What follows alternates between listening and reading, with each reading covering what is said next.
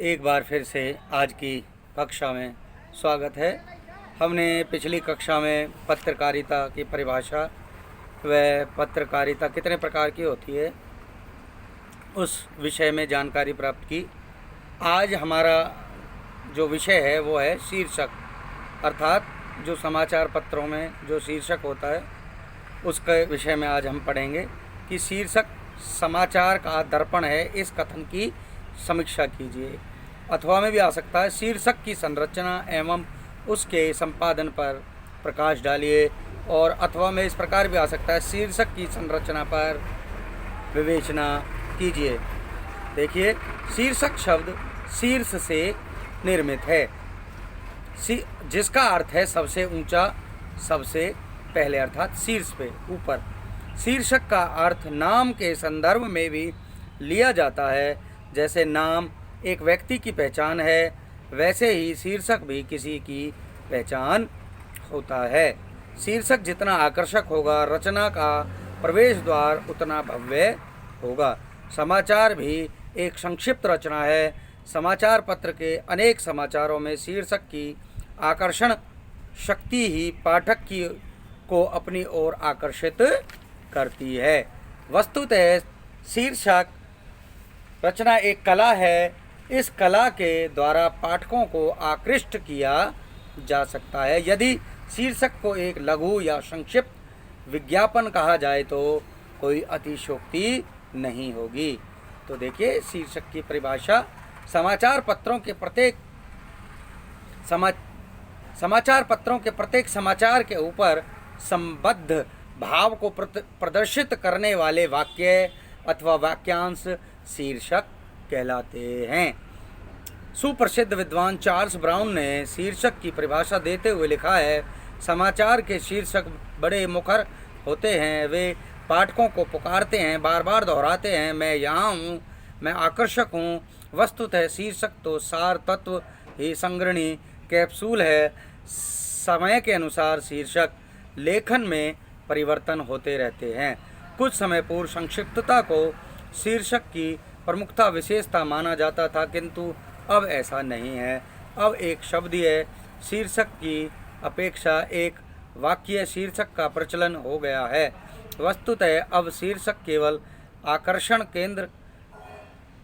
करने का काम ही नहीं करता, अपितु विज्ञापन का काम भी करता है। कभी कभी शीर्षक नीचे से ऊपर से भिन्न होते हैं या फिर अत्यंत स्थूल होते हैं। तो देखिए, शीर्षक के आगे तत्व कौन कौन से हैं। नंबर 1 अक्षर, नंबर 2 रंग व वर्ण का प्रयोग, नंबर 3 शब्द स्थान निर्धारण व शब्दों की सेटिंग, नंबर 4 शब्द संयोजन। और अब हम करेंगे शीर्षक के प्रकार। शीर्षक के प्रकार कितने होते हैं। देखिए, समाचार पत्रों में हर प्रकार की सामग्री निश्चित व स्थान सीमित होता है, इसलिए सोच समझकर ही हर प्रकार की पाठ्य सामग्री तथा समाचार विज्ञापन आदि को स्थान दिया जाता है। इस प्रकार शीर्षक के भी अनेक रचनात्मक प्रकार होते हैं। नंबर 1 एक पंक्ति का शीर्षक। जैसा कि नाम से स्पष्ट है, यह एक शीर्षक एक पंक्ति का होता है। इसे की लाइन भी कहा जाता है। अगला, दुर्घटना में पाकिस्तान के राष्ट्रपति की मृत्यु। इस तरह से शीर्षक बन गया, दुर्घटना में पाकिस्तान के राष्ट्रपति की मृत्यु। तो अगला देखिए, सीढ़ीदार शीर्षक यानी कि ड्रॉप लाइन हेडिंग। शीर्षक बड़ा होने तथा स्थान कम होने पर ऐसे शीर्षक का प्रयोग किया जाता है, जैसे नेपाल में विद्रोहियों पर शिकंजा, कई स्थानों पर छापे। अगले तीसरा देखिए, विलोम सोपानी शीर्षक, अंग्रेजी में कहते हैं द एंट्री ड्रॉप हेडिंग। इस प्रकार के शीर्षक में पंक्तियां बाईं ओर से छोटी हो जाती हैं और दाईं ओर बढ़ती हैं तथा केरला के देखिए, जैसे यथा उदाहरणतः केरला के न्यायाधीश का पद से हटाया जाना प्राय सुनिश्चित। अगला देखिए, चौथा पूर्णपाती शीर्षक द फुल लाइन हेडिंग। ऐसा शीर्षक कॉलम की एक पंक्ति में का होता है, जैसे सुरेश ने किए कीर्तिमान स्थापित। अगला देखिए, विलोम स्तूपी शीर्षक, इसे उल्टा त्रिकोणी शीर्षक भी कहते हैं।